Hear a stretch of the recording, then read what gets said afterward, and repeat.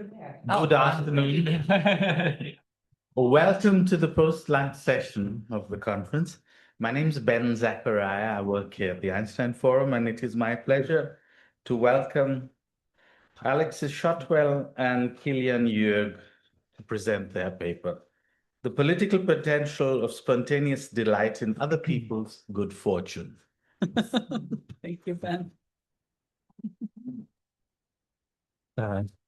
I'm not sure how close I need to be to the mic, but is this okay? Cool. Wonderful. Amazing. So thank you, Ben, for the introduction. Thank you, Amber, for the invitation. We're very glad to be here. I just have to warn you, I'm on a really heavy migraine today on painkillers. So if I drift off, I'm kind of on the verge of having had to cancel. So in the sense of cultivating kindness, I try to see this as a space where I can also think with you in maybe not ideal conditions. Yes. Also, what we're going to do here is a kind of experiment in a way, because Alexis and I, we just finished writing a book, which I think we can say both surprised us. Like it was a topic which we wouldn't have dared to think about alone, and we kind of pushed each other into this realm. It's about moralizing, kind of a bad term.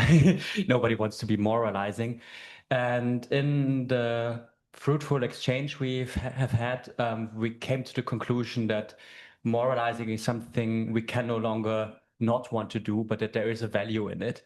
And we both identify with radical queer politics. We both call us anarchists.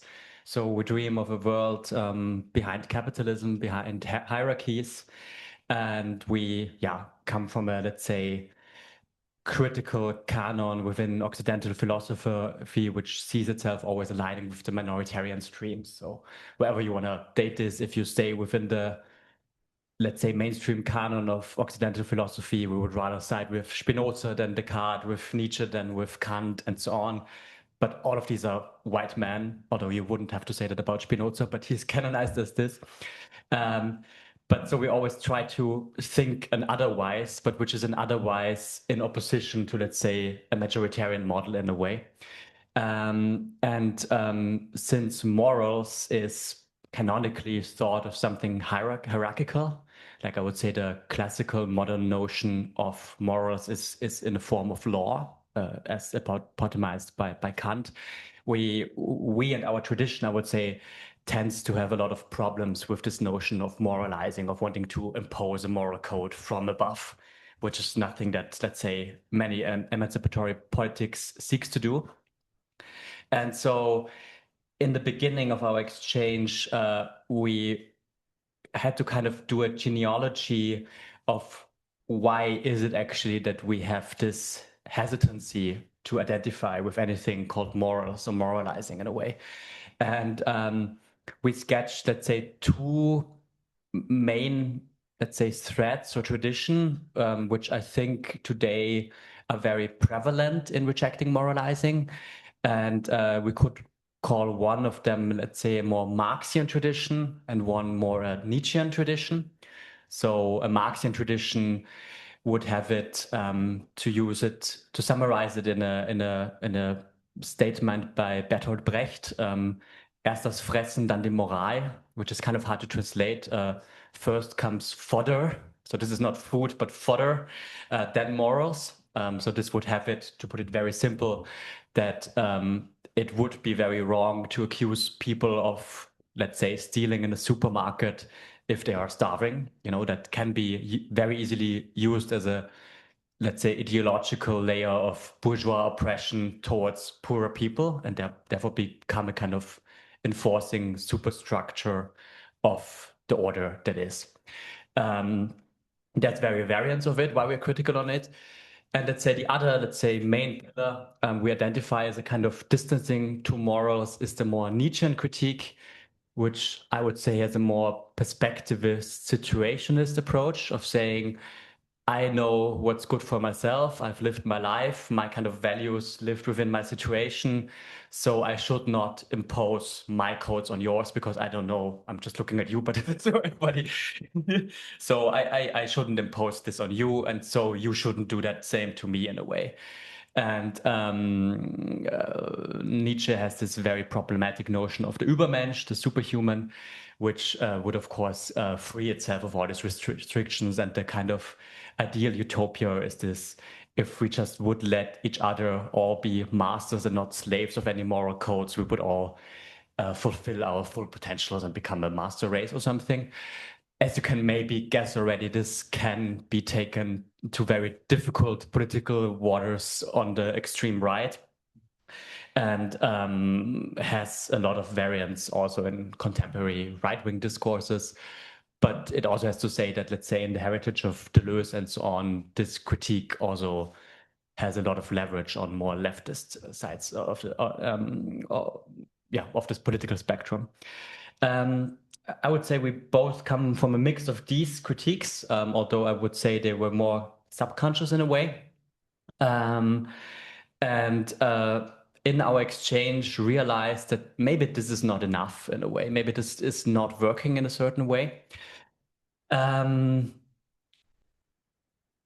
Because of several reasons. I will only give a couple of them because in the current state we're in, which is, I would say, in mainstream debates, there is a certain hovering of taboo around moralizing. Like nobody wants to moralize each other in a way, which maybe comes from these philosophical traditions without knowing. But this leads to a certain situation that we actually have an impediment or even a taboo to have a societal exchange over our morals. So if we all want to be ethical, ethical is what everybody wants to be. There's like ethical commissions of every corporation, of every university, which is more the kind of Nietzschean approach of I try to find my own values and live them. And maybe the theory of change behind it is like, if I live my values really truthfully, they will kind of set an example which you then will be inspired to follow in a way. Our problem is like if everybody's following this kind of ethical code, but nobody dares to say like, hey, Alexis, I think what you did yesterday, I don't agree with. We are this kind of neoliberal dystopia of 8 billion monadic beings thinking they live their right values and there's no societal exchange of what we actually should do. And I think this mirrors quite well, especially in the ecocidal condition we're in, that we're all knowing we should fly less, we should eat less meat, we should use less plastic, and so on and so forth. But we don't really dare to speak about this in a way. And so we found we should actually have a way of thinking, moralizing differently, of approaching it in a certain way. Which of course wouldn't mean to just go back to old Kantian values or so, but to like think what is the challenge which is maybe not met by the kind of discursive state of morals that I've just sketched to you. And I think what really pushed us into thinking is also the observation that maybe morals or moralizing has switched camp. Because let's say until the 80s, most right-wing conservatives would have identified with being the defenders of good Christian morals and the family values and so on. And we see that in the neo-fascist tendencies of today, especially Trumpianism and all its international variants, are more motivated at their base in a rebellion against moralizing. Like there's a rebellion against wokeism, there's a rebellion against cancel culture. So they're more anti-moralizing. They just don't want to be moralized at. And you can see that starting in the thinking of oh God, what's the Ayn Rand, and see it in contemporary right-wing philosophers like Curtis Yarvin, for example, who is like one of the main. I'm not sure if we should call him a philosopher because he's just a internet-induced lunatic, but he's being understood as one of the main philosophers behind Trumpianism in a way. And there's really a big rejection of don't judge anybody. We don't have any positive values in a way. And so we felt like, okay, the right sees a certain value holding, moralizing in us, whether we think it or not, but there is something happening in a way. And so we came to this conclusion that maybe moralizing is happening whether we want it or not, just by mere positionality in a world, and positioning yourself in a world always entails a certain value judgment. I look this way, not this way. I breathe in this, not this. I eat this and not this, and so on. And so we kind of thought maybe it's helpful to decenter moralizing a bit from all these very anthropocentric humanist notions of intentionality, of I see something, I judge it rationally, and then I rationally decide to put the finger on you or you. But rather say maybe this is a weird, we call it throbbing feeling that just emerges in a certain social situation, which is interesting. And maybe we cannot just choose to moralize or not. Maybe this is more a relational thing happening in between us. And the last thing I would say before I put it over to you, we found, let's say, crown father of this kind of notion of moralizing, which was very satisfactory to us as both anarchists, because it was a fellow anarchist, Peter Kropotkin, who, probably most of you know in this room. Kropotkin is considered one of the, let's say, classical anarchist theorists, who was an evolutionary biologist as his job, and he maybe is one of the first proponents of what today would be called theory of symbiosis, which he called mutual aid back then. And Peter Kropotkin wrote this little book called La Morale Anarchiste, Anarchist Morals, in which he first expresses a lot of sympathy for the young revolutionaries. He's writing in late 1890s, so he's addressing the young Russian revolutionaries, and he understands their rebellion against everything hierarchical, the state, God, the king, and the morals in a way. So he really has a lot of empathy for their rebellion against morals. But then he has this big but and says like, yeah, but it's kind of this like throwing out the baby with the bathwater argument. Like, what you do not know, he's addressing the Russian young revolutionaries, is that in rejecting the morals of the king, you already have in you the superior morals of an anarchist future to come, in a way, which kind of has already this inherent argument of there is a moral in every action you can have on this planet, in a way. And in this sense, Kropotkin actually formulates a post-anthropocentric model of moralizing, in which he says that he has this quote in which he's saying it would be easier for the human to walk on all feet than to stop moralizing, in a way. So he understands it really as a part of an evolutionary process, which every animal being has, that we are always in, to say it in contemporary terms, symbiosis, that we're always in mutual aid, and to have this attunement to each other, we have a moral sense. And he really compares it to the sense of smell, for example. And so if we see moralizing as this kind of sensing in the world, as being in the world, we kind of turn it around, and then a kind of Christian approach would be to repress the senses, to not be sensing in the world. And moralizing would be something that happens in any meaningful sensing exchange in this world anyways. And this is, very briefly, where we found ourselves in a positive concept of moralizing. We could, of course, talk endlessly about this, but I think what the experiment is that we tried to do here in this talk is to introduce something which is theoretical subconscious. Well, yeah, so you may at this point be asking yourself, what does all of that have to do with kindness? And the way that we come to this is that Killian was at the Mind and Life conference last summer, and I was in Canada, and they called me and said, I'm thinking about you a lot here because I'm sort of realizing that secretly this whole time you've been writing this book with me, but actually it's Buddhism. And and sort of not exactly like explain yourself, but like a little bit explain yourself. So a little bit what we're doing here today and that we proposed to Amber was to, experimentally have me kind of explain myself both to Killian and to you about the ways that we see this practice of moralizing as a way of building a practice of being with. So moralizing together horizontally rather than vertically moralizing at someone as a practice of kindness. So should I start with the...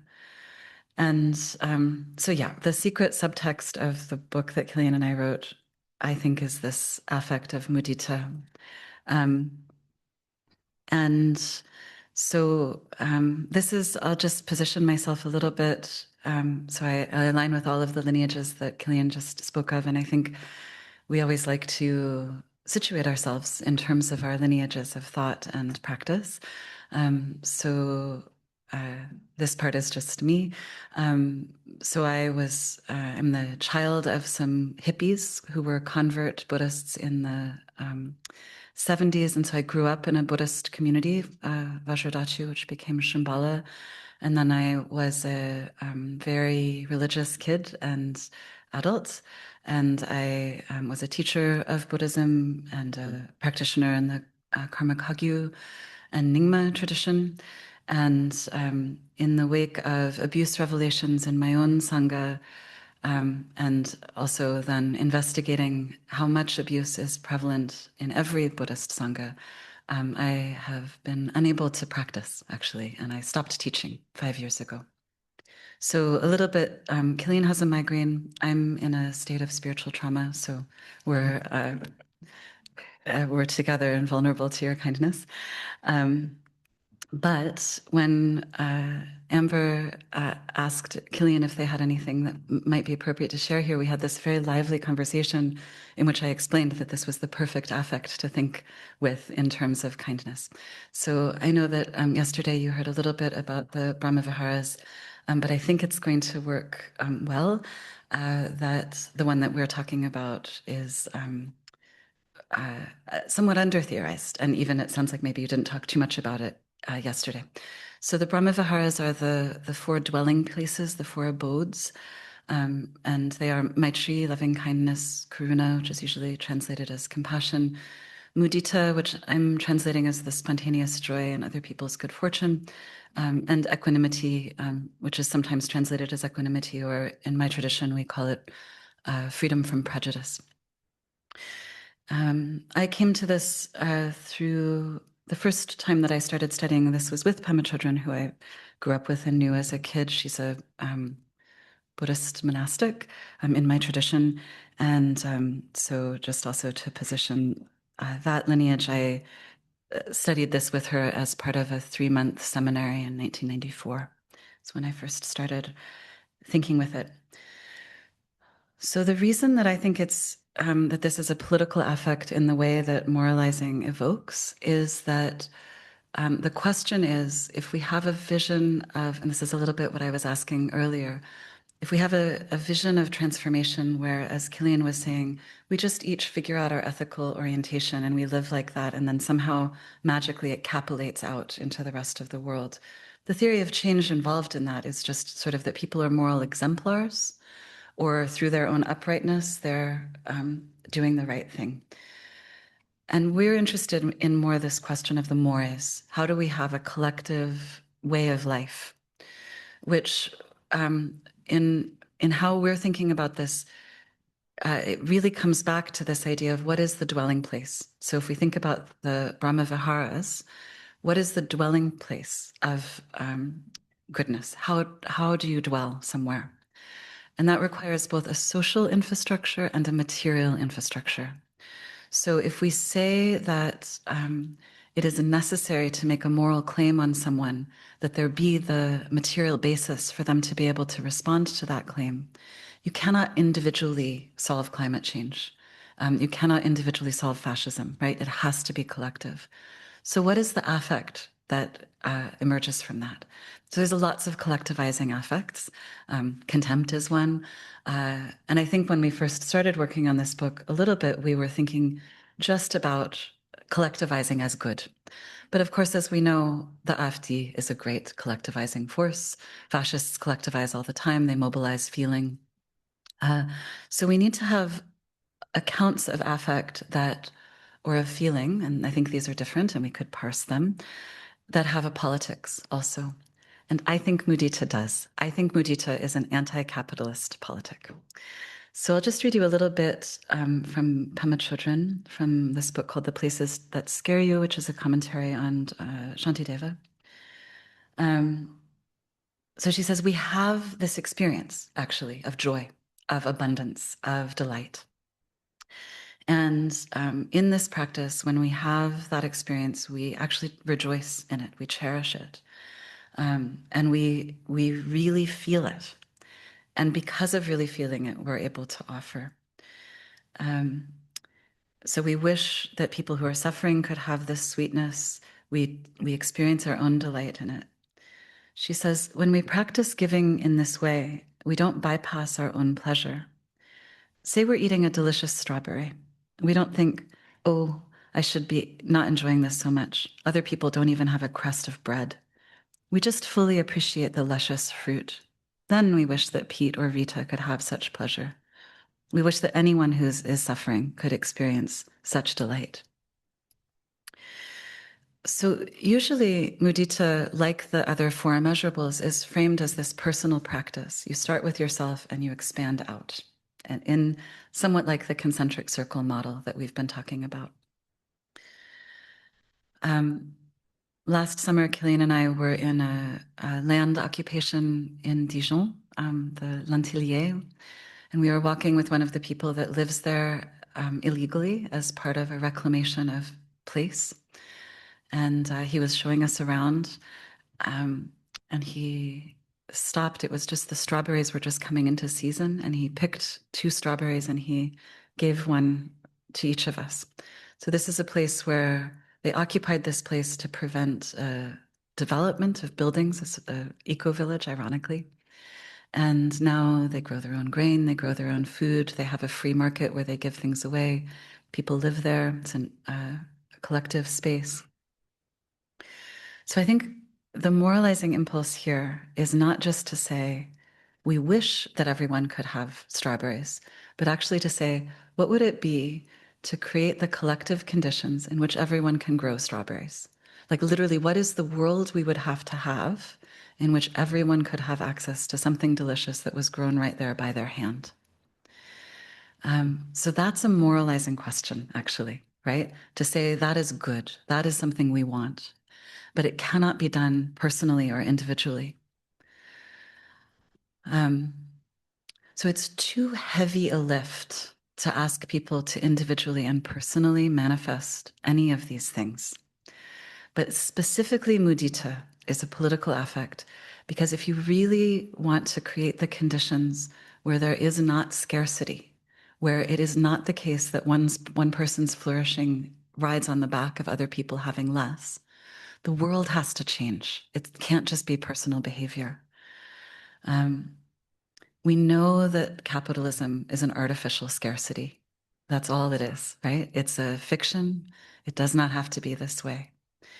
So when we practice taking delight, spontaneous delight in pleasure, in other people's good fortune, we're relying upon and also creating the collective conditions in which other people's flourishing can be genuine and spontaneous and different than our own. We have to actually create that as a practice. So the provocation I think we're offering in this book, in this context, is to think about the space in which someone says, actually, you're behaving badly, or this world that you're participating in should not be this way, where that feels like something awful or like it ruins the vibe. But to actually think about that instead as a piece of kindness in a genuine sense that creates the possibility for everyone to have the strawberries, but for those not to be grown in conditions that reproduce immiseration. So this is why, this is why I secretly was writing mudita into our moralizing work. And we thought now we have 20 minutes now. Are we trying to make up time or? How much then? Your 25 minutes. Oh, great. Okay, so we have So the idea was that we would now embark on a conversation, which will then open up into a polylogue with all of you, to kind of pan out where does mudita act as a kind of subconscious in our mutual moralizing project. And I would start it with saying that if we go talk about the weaknesses in each one. Not the weaknesses, but trying to find common ground, I would say, Okay. or where they can help each other because they come from different perspectives. Because I would say that, let's say, idealized version of leftist revolutionary politics would agree with the sense of, yes, we first have to get all the conditions right for everybody to act morally. Just until that very wonderful revolution, it doesn't matter at all to act morally, you know? And I think there, mudita could offer a solution to this very unsatisfactory dualism of, in the world of today, nothing really matters. We just have to work on revolution and exploit each other like crazy until that magical moment happens. This is, of course, a caricature, but I think you can all recognize it politically. And if we understand moralizing not as only this like rational idea, but as a practice, as you said, then a practice you have to train it, and you can get better in it in a sense. You cannot expect that all of a sudden, to make a comparison to running a marathon, you won't complete the marathon in moralizing just after the revolution like this. You will have to train to get there in a way. And so I think that's something we think a lot about, and I would be very curious how mudita plays into it, that yes, you have to already do the extra mile now in overcoming, let's say, the conservative effect of rather not saying something. Like yesterday I came here and my kind of eternal, very bourgeois battleground is the silent compartment in the ICEs, which are never silent in a way. And I, at the moment, try to make a practice out of this, to try to tell people, like, you know, hey, this is the silent compartment. I'm traveling a lot. Most people reserve this to be silent. And in this sense, maybe it would create nicer conditions for everybody. And usually the silent majority is on this side.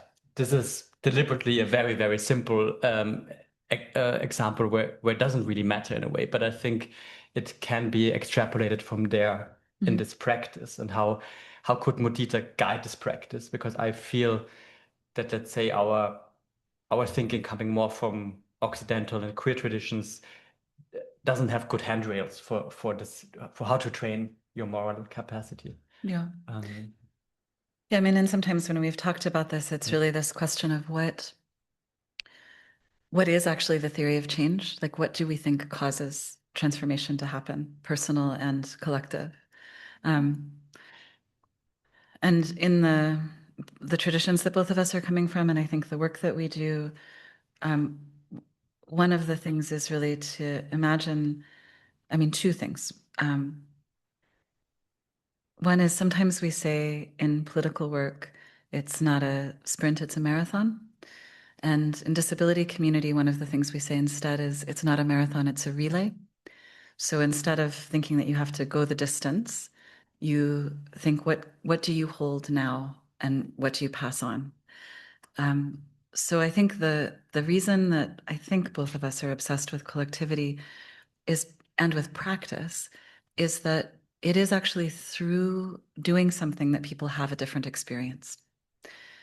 So we don't just leap into something completely otherwise, but we actually have these experiences of, John Holloway calls them cracks in capitalism, like places where there's something that we experience the world could be otherwise. So we've seen this when we travel to autonomous zones where you're there and everyone is fed, everyone has a place to sleep, right? Like it's an experience that there's a world that could be otherwise. So I think one of the things that's useful about thinking with the immeasurables, or the boundless ones, the limitless ones, is that they're articulating and naming the reason that collective work is energy giving. So that when people start to do work together, if they just think that they have to personally be martyrs or so strong, it happens really like in practice in political groups or in academic departments, where the person who's like, I have to do all the work, you don't want to hang out with them. It's not fun. And also then they end up kind of reproducing the conditions under which they're the only one that's doing the work, right? So the experience of doing something where you're like, how do we want to do this, is partially that you experience yourself actually as being in an ecosystem. And the beauty of being in an ecosystem is the more you offer, the more you receive. So when you're in these places where you give what you have and other people are giving what they have, there's this paradox of the sum of the energy is much more than any individual put in. So it's you really have this experience that it's the opposite of that, like monadic, like one person, one person, one person. So the language of the limitless ones, the language of the boundless ones is that the energy of collectivity is, it's so abundant. It's like, this is if Bataille, it's like when Bataille says the sun just gives everything.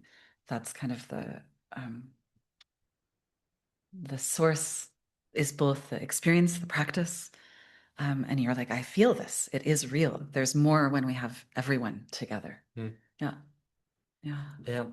I had to think about something my maybe greatest teacher, Isabel Stengers, is always homing in on, that modernity or capitalism's main strategy was really to make us unlearn this joy and collectivity in a way. And that this was really a political strategy we have to first name and understand. And our whole move is to understand morals from its etymological root as mores, as customs in a way.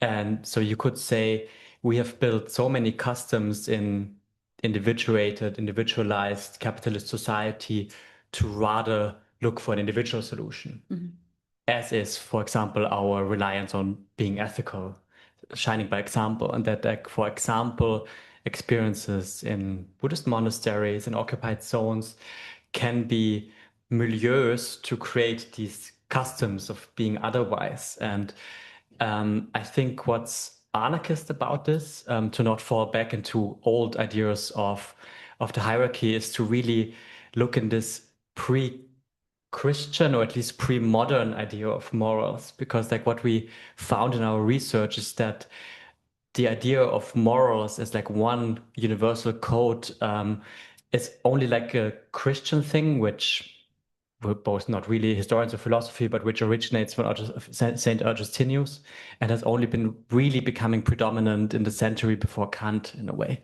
And even with early modern thinkers like Montaigne, mores was more like a tool for comparative study. The Persians have this mores, we have this ones. Maybe we think because we're chauvinists that we're a little bit better, but this is not a universal transcendent claim, but it's more a comparative tool in a way. And I think this maybe creates a answer to not falling back into claiming because we in the occupied zone or we in the monastery live that way, have these customs, is everybody should follow these customs, because if it's based in a certain milieu, it's the right customs in this milieu. But there are so many milieus on this planet in a way. Maybe we open? Yeah.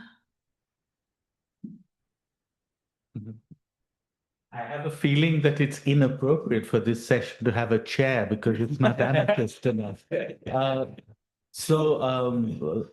I think what I'll do is I won't field the questions. I'll let them field their own questions.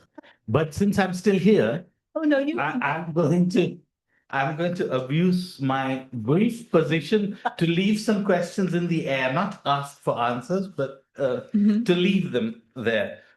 Firstly, I think everybody should show some kindness to old white men, even if they're dead, because they did actually think of some things. Then just a few terminological questions which we'll leave there. You have used words like neoliberal and neo-fascist, and then right and left. Why not neo-right or post-left? because there are things we might not be so sure about after this time. Nobody wants to moralize, but we're all ethical. Everybody has their dividing line between the ethical and the moral, and would be nice to have some clarification.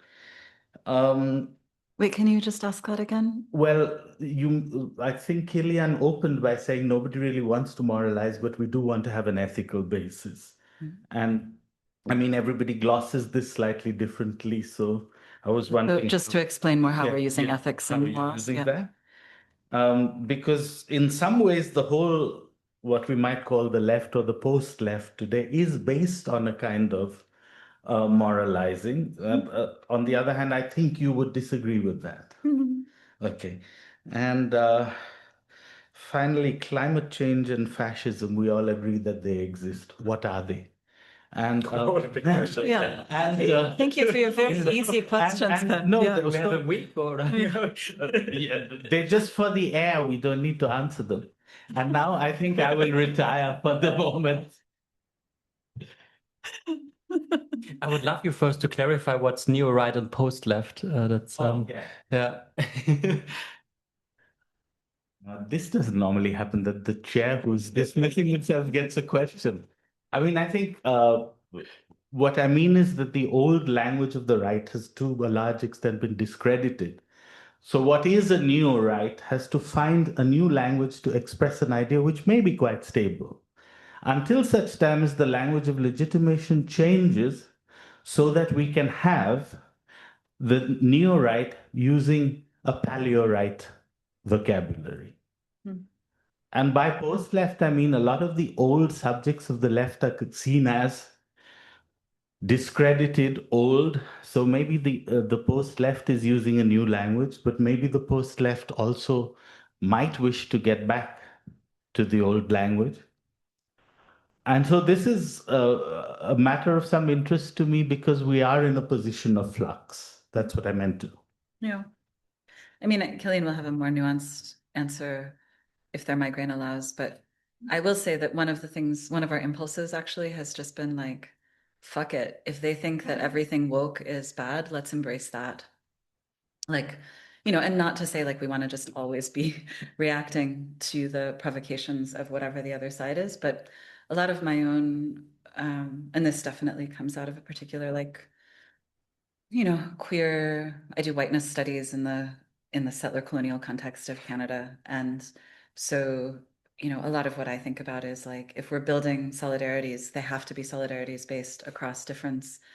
And I don't think of this as so for me, one of the things is that I'm just not having any more conversations with like Marxist dude bros who believe that identity politics are fracturing the left. That's so boring to me. Like, no, right? Like, I think, so if that's what we're thinking of as the left, that was never my left. And also, I think that was never Kropotkin's left. So, I feel fine about it. But yeah, Killian will probably have a more nuanced idea. Yeah, I'm a bit wary of these like post terms, which proliferate a bit too much, I think, because I see a lot of continuity in left and right if we, let's say, stick to maybe the main topic which divides them, which is property relations and wanting to overcome them or not. I understand that, yes, since there was a time which I think is now over, that certain topics or fields of fight that have originated out of anti-capitalist fights, like queer struggles, like decolonial struggles, there was a time when they were incorporated by capitalism in a kind of pinkwashing attempt. And since capitalism is very good in shifting attention to them, this led to a mainstream perception of these discourses being sanitized or sterilized from their radical roots, which I think we both didn't perceive because we stick with this radicality. But I think this leads to this perception of a post-left, which I think just requires us to really see where these discourses come from and what they stand for if we really take them seriously. And I think another, because of course, I would say all these like orientation debates of what is the left after the Soviet Union does not so much concern us as anarchists, because I feel in our lineage of tradition, I would say we were the first to warn about the dangers of a Leninist coup d'etat much before the bourgeois tradition. Like if you read Alexander Berkman or Emma Goldman in 1918, I think she had a very, very clear analysis of what's going on there, I would say. So here I'm showing a little pride. Should I hop to some of the other big questions there? Well, maybe let's let them float in the Okay, air. yeah. And yeah. Yeah. Oh God. Do you want that? I think.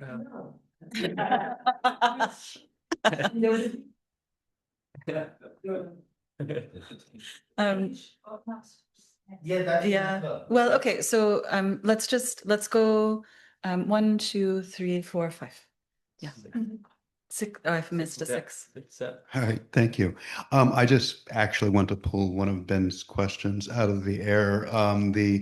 The distinction between ethical and moral. I'm a philosopher. The philosophers I read tend to use those words interchangeably. So I know you can draw a distinction, but I really just don't know what distinction you had in mind. So if you could just explain that. Yeah, that's a bit fuzzy. I would say we were more coming from, let's say, a popular perception of it. I understand like how I was taught philosophy, 2 distinctions. One as morals being actually having values and ethics being the kind of science of people having this ethics. The other one is the one I think we rely more on in our book, which is that morals is more the thing that Kant is after. So to find some kind of value system that can be expressed in a law-like form in a way, and ethics more being, let's say, this affect-oriented sensing practice, which cannot be generalized in a certain sense. Maybe it's easiest. While we were writing this book, we traveled and gave talks as we were writing the chapters, which was very interesting. And one of the early ones was at a philosophy class in Montreal. And there we presented some of this and had some very interesting conversations with the students. And one of the things that they said, which then we saw every place that we gave versions of this talk that was more popular oriented or in classrooms, that the students would say, oh yes, I can say what I do, right? Like what I believe, what I eat, but I would never tell someone that it's wrong for them to do something other than that. So yes, I think it's important for me to be ethical, but I would never say that someone else should change their behavior.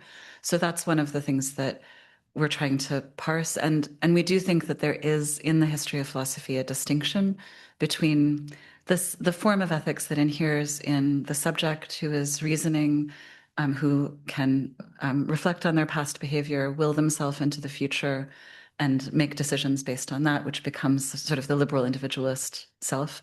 And the version that we're taking from sort of Cicero and of the mores as a shared ethical. So even, like when I used to teach intro to ethics, I would say, let's make a distinction between the mores of the social world that you're part of and your ethical orientation. So I think, yes, we merge it often when we teach philosophy, when we talk about it, but also we do sometimes make a distinction between morality is what's in the air of your culture and ethics is what you personally are doing.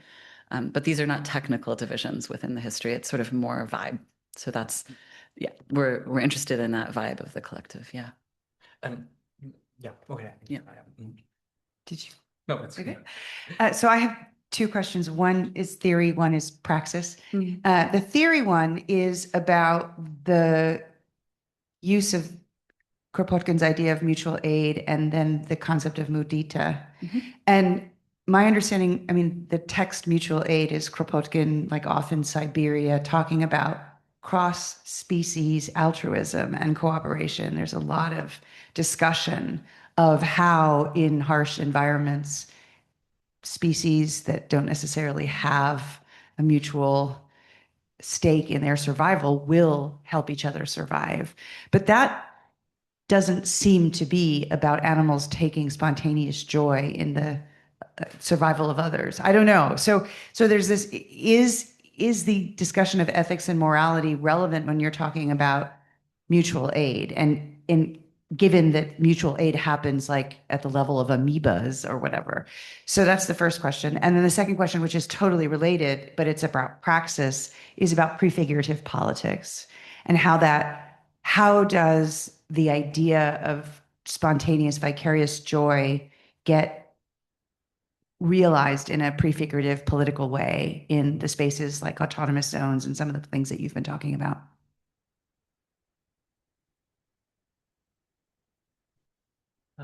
Sure. Kropotkin doesn't talk a lot about this in mutual aid, but this little text I would understand as an appendix to it, in which you can really see that he's really also talking about not amoebas because he didn't have an electron microscope, but about ants and so on, that they also have this moral sense in a way. So, and it was written kind of at the same time as mutual aid. So, and that's the entire Kropotkin move, which is also problematic. We know that everybody is working together all the time, be it medieval cities or ants and anything in between. So there is this, of course, a romanticism in it, but I think it's a really interesting antidote to, let's say, I would say, still a prevalent image of the fight of everybody against everybody and how morals should be understood under these conditions. Let me remember what the prefigurative politics question was. So I think the one way that we think about that in terms of the moralizing is when we think of moralizing, what we're really saying is it's asking this question of how should we live, right? How should we, so what is the we, who's part of the we, how should we live? And so if we think about prefiguration, which I don't know if everyone is familiar with, as the idea that we can live in the present, the world that we aim to create, and we do not actually wait. Both of us are non-ideal theorists, so my work is on problems with purity politics, and Killian, in their artistic practice, does work on toxicity and a lot of other things. And so, in this imperfect now, where do we actually feel the world that actually already exists? And that's why, so I think our theory of change is not that there's something new that's never existed, but that actually we are already practicing. And in this way also, this is another of these secret Buddhist things. I come out of a Buddhist tradition in which it's not that it's a combination of gradualist and sudden understanding of enlightenment, right? So that it's not that you're practicing, and later you have an experience of enlightenment, but it's actually because you've already experienced your fundamental nature that you therefore have confidence to practice. So prefiguration is exactly that. It's because you have the experience that the world does not have to be this way. You are practicing it otherwise. And that's what also formulates that relay movement of building and mobilizing energy. Yeah. And just to add to this, I really think that leftist radical politics can learn from this, because like I stay very often in these kind of spaces, like large occupied zones, and often they have a tendency to define themselves only negatively. No speciesism, no sexism, no racism, no, and so on and so forth. And they're all my values in a way, but I still feel it is hard to then create a sense of we're actually living a little bit a better life. Yes, we still have sexist tendencies. Yes, we still have racist tendencies, but it's a little better here, I would say. And to take joy in this as a practice is something I often see lacking among radicals, because then they tend to have infighting and so on, and like accuse each other of stuff and of treason and being the real capitalist and the real policeman and so on. So maybe taking joy of, yes, we still have problems, but it's a little better, could be a practice coming from completely elsewhere that I would really appreciate. Yeah.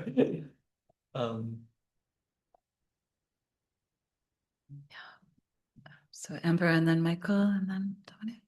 Just really quickly, I think Carola already spoke last night about sort of a little bit about the relationship between cultivating the individual change and the way that that can intersect with then bigger changes. And there's a kind of dynamic that has to go on there. When you said they all have something to eat, they all have some place to sleep, I thought immediately of Singapore. It's also true in Singapore. This, I think, is not the future you envision when you think, how can we create the world? And I think my question is whether we can bring the discussion a bit back to kindness by looking at how do we get our idea of what we're trying to develop, right? I mean, may everybody enjoy this? Yes, it's a political thing when you say, how do we create those conditions? But I'm not going to have that question until I have the desire that everyone be happy, that everyone be well. And that seems to me a kind of I won't say individual, but at least a question of a personal change that has to precede. It doesn't mean that it happens in isolation. There can be communities of practice, but has to precede any kind of political ambition. Does that make sense? Yeah, I mean, this certainly is the way that Buddhism has manifested and talked about the four measurables in the context of the West since the 80s. And I think one of my critiques is that it is very, very common when people speak about the Brahmaviharas to talk mostly about maitrī. I mean, we emailed about this a little bit, to talk mostly about maitrī, karuna, and equanimity, and not to talk about mudita. It's very, very common. And I think that this is partly because of a long history of the transition of Buddhism to the West that has done two simultaneous things. One is to center it as a center Buddhist practice as primarily a self-transformation thing with a pretty mystified social transformation, and then simultaneously to obfuscate and not think about the ways that Buddhism has itself been implicated in profound political violence. So I see all the time people have a view that Buddhism is always and only a good thing that makes society better, and to not be able to, and to do a kind of like no true, right? Like to say, oh, if what's happening in that genocidal context is just an aberration, they're not really Buddhists then, right? So I think that there's something when we assume that Buddhism will have a particular political content, that we actually miss something about the needed work that we have to do inside Buddhist community. So actually one of the things that I would like, Evan's book, Why I'm Not a Buddhist, talks really beautifully about difficulties with Buddhist modernism as a formulation that produces a flattening of the religious aspects of Buddhism.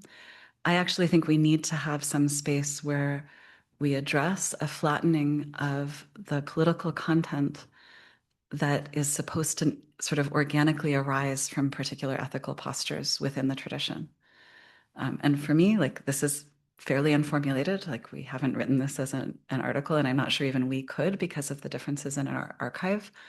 But I think it is useful for us to ask, why is mudita always so sidelined in discussions of the Four Limitless Ones? So that's one of my animating questions. I don't know how much time we have. This is the problem with the... We have about 7 minutes. Okay. We started 15 minutes. Okay, so we want to try to get... So we're... Give us 3 or 4 minutes. 3 or 4 minutes. Okay. Okay, thank you. Thank you so much. And first, I just wanted to say thank you for coming through such obstacles to speak to us, which I thought is very kind and gracious and courageous. And maybe there's something of mudita in that, bringing us joy from a place of hardship. So thank you both. I think this is quick, but when you were talking about moralizing, I learned a lot from these traditions that are very new to me. And it made me think of the Socratic tradition that I know best. And I wondered if I could ask or frame back a kind of Socratic perspective as I understand it and see how you would respond to it and whether it could be woven in any way. So I thought when you were talking about moralizing that this is what Socrates was doing in Athens, or how he's presented as going around and stopping people in the middle of what they're doing, sometimes quite disruptively, and then going through a process of first asking, why are you doing that? What value is driving you? And then whenever the value emerges, challenging whether it's consistent with all of the person's actions and other beliefs. And when inevitably they find out that it's not consistent, coming to this sort of point of being broken down, if you're willing, morally uncertain, which everybody describes as being numbed, like you've been stung and you're exhausted and horrified, sometimes with yourself, aporia, but then a building back up again if the situation is right with protreptic. And then finally, I think it's midwifery, like to have drawn out of you the value you started with. And I thought, I guess why I'm drawn to that tradition, I thought that's a beautiful vision of moralizing that has this sort of dark night that then comes out with what was in you all along. And so I wanted to throw that back and see, is that the sort of thing that is a fruitful moralizing? Is that interrogative midwifery a nice way to think about it?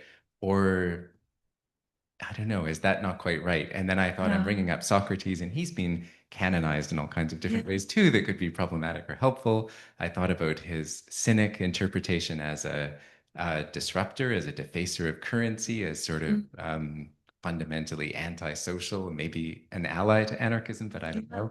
So yes, I just wanted to ask if that fits, and if so, how it's different or similar. Maybe we just collect the ones that have.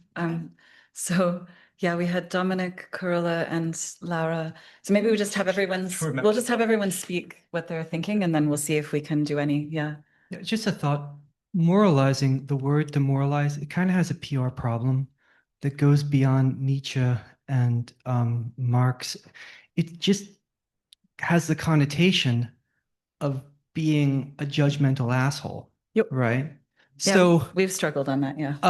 I wondered why, if you really are trying to bring together moral thinking with kindness, why not find another word like moral persuasion or something like that, or using moral language in some, I mean, maybe I'm not coming up with one verb to do it, but it seems like you're fighting an uphill battle by starting with the word moralize. I think we like the challenge. Carola?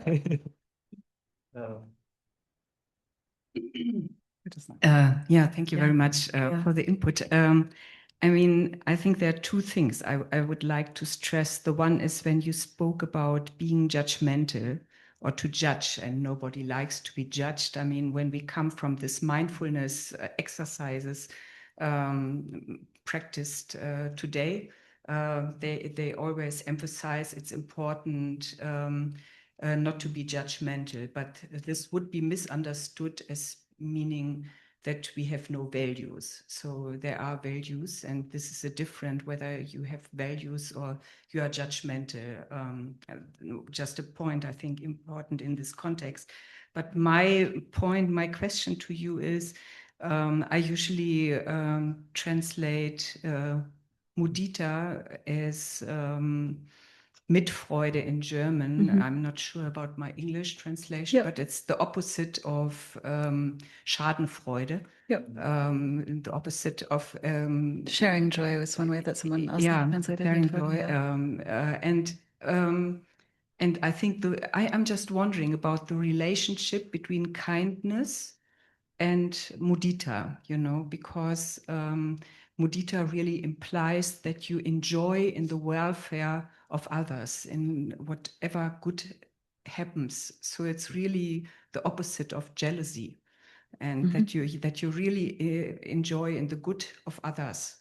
And is this a kind of kindness in our understanding, or is it something different?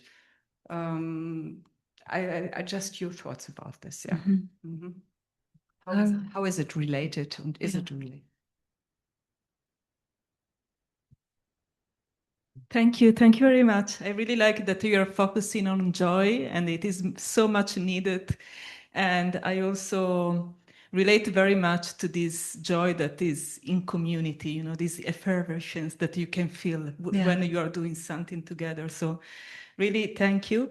And I wanted just to ask you if maybe this could be another theoretical subconscious of your work, because when you were talking about this, for me immediately was like going from joy to delight to bliss and to pleasure. And so kind of also the removal of the body. And so I was seeing Deleuze in the background. And so I wanted to ask you if you also are willing to create a dialogue between Buddhism and Deleuze, and this would be great. And also thinking about how it's possible, you know, to enjoy the pleasure of others in this sharing. And this has to do also, you know, with queer discourse and all of this. Yes. Yeah, good. So we have 30 seconds, I think. Really? Okay. No, but I think we really do. Is that? Yeah. Yeah. You should respond. Well, So to Laura's question, yes. yeah, good. Yeah. Um, And also to Michael's question, yes. Yeah, although there I would maybe add that, I mean, being a Nietzschean, of course, Socrates is the arch enemy, but we don't know Socrates. We only know Plato's Socrates, obviously. But I think about Joe Walton's Socrates in the Just City, that novel, which is Xenophon's Socrates, which maybe is, okay, go I ahead. think we have to there like maybe see two Socrateses, because there is the Socrates which always wants to pull you to the essence of things, you know, and that's what Nietzsche would say the most subtle power grab there is in a way. And I think there is an ethic in this midwifery which the Occidental tradition hasn't reflected on enough, that I can lead you to questions, but I shouldn't insinuate I know where this is going, you know. So that it's a process, moralizing. And about the question of, is moralizing the right term? I think since we're both coming from queer theory, we are queers, we're faggots, we're gay. Yeah, we're moralizing. You know, there is this idea of détournement which we really like, I think, and there is a force in it, I would say. But we have a whole chapter that's called "Why You Are Not Wrong to Worry About Moralizing," which goes through all the reasons you might hate it as a term. Yeah. So if we were giving that, we would have really affirmed all the things that you're worried about. Sorry. Yeah. And I think there's, because I'm a pragmatist philosopher in that tradition, and I think it's good to work with the terms which are there, which I think if we introduce very complex new terms, I don't think they have the same success. And I encounter very often, especially in queer leftist spaces, this sentence, I don't want to be moralizing, but, you know, and then I think there is a certain affective quality thing. Maybe you should moralize, you know, let's create conditions where this can feel safe in a way. I think that's what we're trying to think about. And no, it's not the same as kindness. But when we think about these Brahmaviharas always being together, and we ask where we dwell, right? When we say, may all sentient beings enjoy happiness and the root of happiness, and we start with ourselves and expand out, may they be free, may we be free from suffering and the root of suffering, right? Like I want it, you know, and then this one is like, may we not be separated from the great happiness devoid of suffering. So the conditions are such that in order there, you know, we often say it's not sequential, it's gestalt, or it's like they lean on each other. We can't meaningfully say, may I be happy and share that if we don't also say, may I experience the embodied joy and wish that for all of us, you know, without prejudice. You know. Thank you. That was so beautiful. Thank you. Can I suggest a round of applause for our speaker?